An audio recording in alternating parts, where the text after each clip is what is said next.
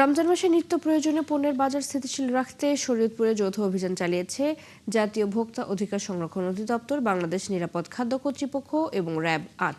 রবিবার নড়িয়া উপজেলার ঘড়িসার বাজার এলাকায় এই অভিযান চালানো হয়। অভিযানে মূল্য তালিকা না টানানো, অতিরিক্ত দামে পণ্য বিক্রি, অস্বাস্থ্যকর পরিবেশের খাদ্য সংরক্ষণ এবং মেয়াদ উত্তীর্ণ পণ্য রাখার দায়ে 4টি প্রতিষ্ঠানকে মোট ২৭,০০০ টাকা জরিমানা করা হয়।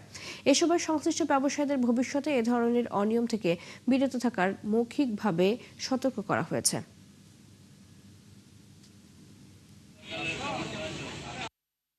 খাদ্যে ভেজাল মেশানো হয়েছে কিনা, তারপরে সে খাদ্যে অস্বাস্থ্যকর রং মেশানো হয়েছে কিনা।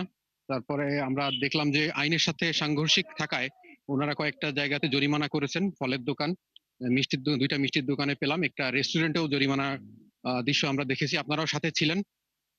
আশা করি যে আমাদের এই অভিযানের পরে এই বাজারে যারা দোকান ব্যবসায়ী আছেন তারা সচেতন হবেন।